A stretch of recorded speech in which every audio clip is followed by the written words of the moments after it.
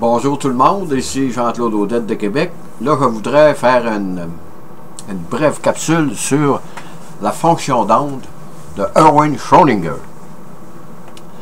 Je parle de la fonction d'onde de Schrödinger et c'est un peu analogique à Werner Heisenberg et à Paul Dirac. Ces trois-là, dans la physique quantique, c'est une façon...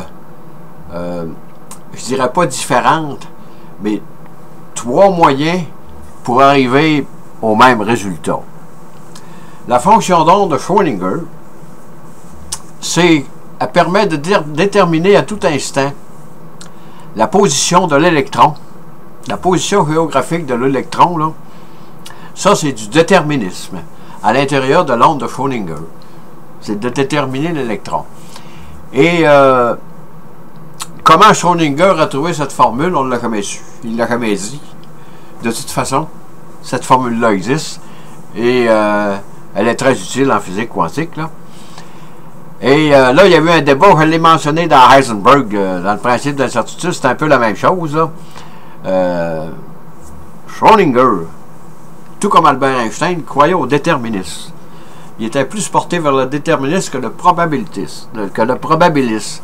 Et c'est Max Born qui, en étudiant la fonction d'onde de Schrödinger, a dit que c'était une probabilité de trouver une particule à un certain endroit.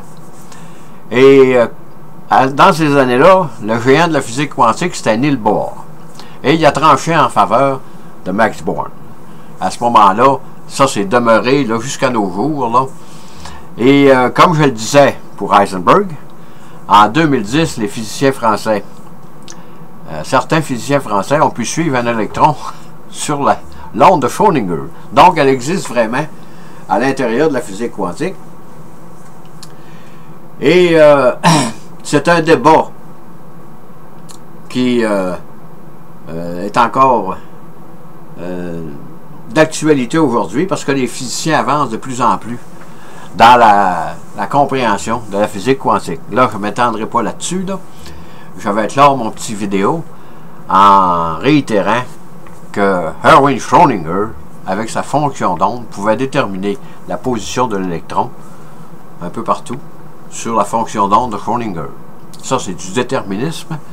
Et la physique quantique, à venir jusqu'à nos jours, a toujours été une physique de probabiliste. Sur ce, je vous dis bonne écoute. Merci et à la prochaine.